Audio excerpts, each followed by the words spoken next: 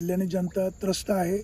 One विभागाच्या या फॉरेस्टमध्ये प्रकाश लांबकडे उपोषणाला बसलाय। तुमचे कर्मचारी हतबल आहे, मार्ग निघत नाही, कुत्रे कमी आणि बिबटे जास्त अशी परिस्थिती पाहायला मिळते। काय उपाययोजना होईल आणि तुम्ही यांना काय आश्वस्त कराल? आपण आता बघितलं आहे, आज प्रकाश लांबकडे यांनी आपलं उपोषण केलेलं आहे सकाळपासून। मगापासून आपण त्यांच्यासोबत चर्चा करत आहे, तसेच बाकीचे सर्व ग्रामस्थ आहे आणि त्यांच्यासोबत चर्चा झालेली आहे आणि त्याच्यानुसार आपण असा मार्ग काढतोय। त्यांनी जे काही मागण्या केल्या होत्या त्याच्यातली त्यांची सगळ्यात मुख्य मागणी अशी होती की जे बिबट्यांचा ऊस हा आदिवास नाहीच आहे आणि त्यामुळे हे बिबट्यांना परत नैसर्गिक आदिवासात सोडण्यात यावं, त्यांची ती मागणी आहे। तसंच आपण मागच्या वर्षी पण देखील एक आपण प्रस्ताव शासनाकडे पाठवलेला आहे, तर त्याच्यामध्ये आपण 1 महिन्याच्या आत आपण ते आता पाठपुरावा करू, त्याच्यावर आपण अंमलबजावणी करू। प्लस त्यांची सोबत दुसरी अशी मागणी आहे का सोडलेल्या बिबट्यांना आपण रेडिओ कॉल केलं पाहिजे की जेणेकरून तो बिबट्या तिथं राहतो किंवा बाहेर येतो किंवा काय, त्याच्या पुढली जी ट्रॅकिंग सिस्टीम आहे किंवा त्याच्यावर अभ्यास करण्यासाठी, तर ती एक त्यांनी मागणी केली आहे। त्याच्यानंतर त्यांची तिसरी मागणी अशी आहे की शेळी किंवा लहान वास्तू यासाठी 15,000 रुपये त्यांनी नुकसान भरपाई शासनाने द्यावी अशी एक विनंती केली आहे।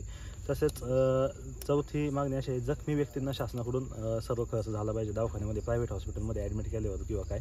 तसेच गंभीर स्वरूपात जर जखमी झाला असेल तर त्या व्यक्तीला 5 लाखापर्यंत शासनाने त्यांचा खर्च केला पाहिजे, तर ती एक त्यांनी प्रकाशाने मागणी मागितलेली आहे।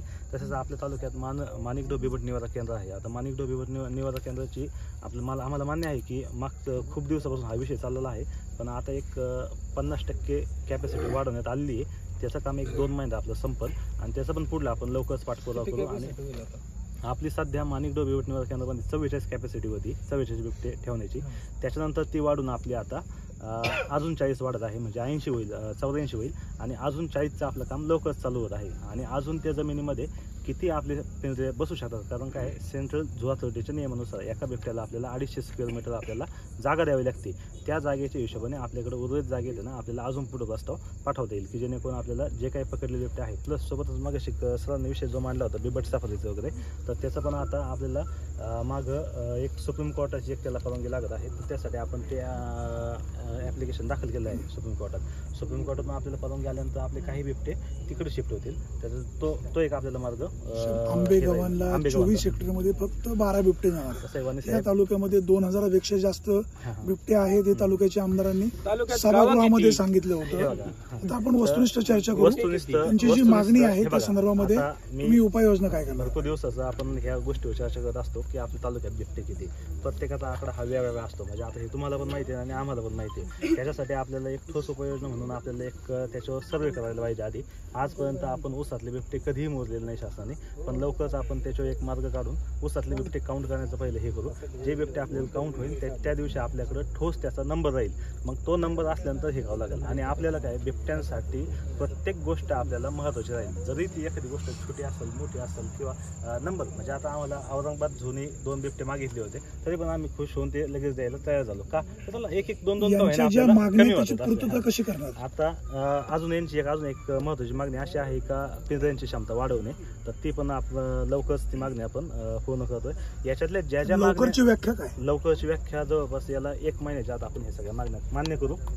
प्लस सोबत ऐका, प्लस थांबा तोपर्यंत आपल्याकडं कालच आता आपण पण गेले होते, वनमंत्र्यांची भेट झाली आणि त्यामध्ये पण आपल्याच बाईटमधून असं आम्हाला समजलेलं आहे की पुढच्या आठवड्यामध्ये वनमंत्री आपल्याला टाईम देणार आहे। तर त्यामध्ये पण मी तुम्हाला अशी एक विनंती करतो की आपलं एक शिष्टमंडळ तिथं आपण यावे, आपण पण सर्व तिथं चर्चा करू, तालुक्यातले सर्व आपले प्रतिनिधी राहणार आहे आणि त्या ठिकाणी चर्चा करून आपण त्याच्यावर ठोस उपाययोजना काढू की जेणेकरून हे बघा खिलारे साहेबांनी जे मांडलं, शेळके साहेबांनी जे मांडलं, ह्या सर्व परिस्थिती किंवा यांनी मांडले ह्या सर्व परिस्थिती मी याची मला जाणीव आहे, प्रत्येक परिस्थिती ही खरी आहे, त्याच्यामुळे आपल्याला याच्यावर ठोस उपाययोजना काढायलाच पाहिजे आणि काय ते कॉन्क्रीट सोल्युशन आपण नक्की काढू याच्यामध्ये आणि त्यानंतरच आपलं हे होईल। फक्त आता माझी एक विनंती आहे आपल्याला की आपण इथं जंगल एरिया, पण त्यांच्या बाकीच्या मागण्या राहिल्या ना, त्यांच्या बाकीच्या मागण्या अशा आहे। आजपर्यंत रेकॉर्डली आपल्या तालुक्यामध्ये बिबटे पकडले किती गेले? त्याचा काही आपल्याकडे रेकॉर्ड आहे, मी तुम्हाला देतो। इथं सोडित तरी इथंच नेतात आणि तिथंच आणतात आणि काय ते सांगणार सगळे।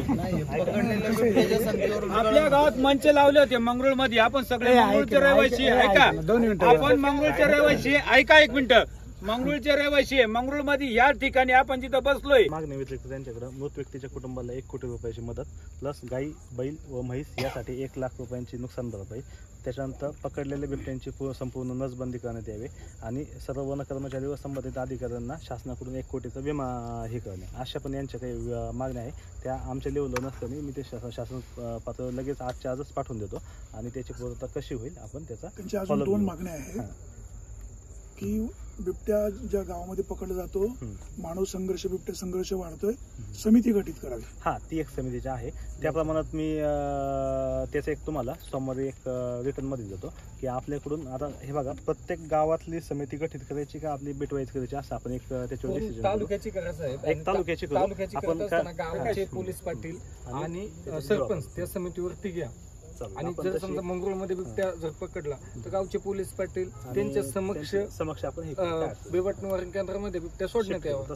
त्यांची अजून एक मागणी आहे, ज्या ठिकाणी आपण बिबट्या पकडतो तो नेताना आमच्या साक्षीने न्यावा. ही एक मागणी मी तुमची मान्य करू सगळ्यांची. जे आहेत त्या टायमिंगला आपण ज्यावेळेस पकडतो, फक्त काय होतं कधी कधी 2 किंवा 3